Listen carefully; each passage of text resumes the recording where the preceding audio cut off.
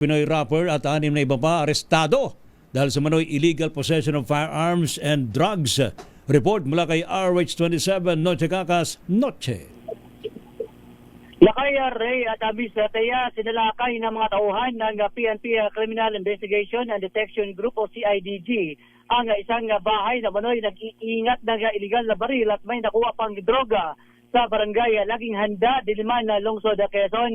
Arestado ang isang Pinoy rapper at 6 pang kasabwat batako silbihan ng search warrant. Kilala mga na-arestong sila alias Abi, Ryan, Mika, Roger, Leon at Jan at isang babaeng si alias Ye. Nakumpiskahan ng mga ito ng 11 cartridge na may lamang liquid marijuana, 4 na plastic sachet na may lamang powder na pinaghinilaan cocaine at paraphernalia ng marijuana at maging ang 9mm caliber na baril na may magasin at mga bala.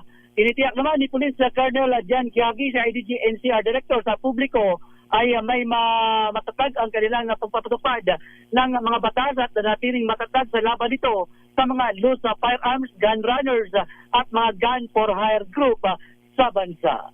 RH27, Noche Cacas sa DCRH, una sa Pilipinas, una sa Pilipino. Maraming salamat, Noche.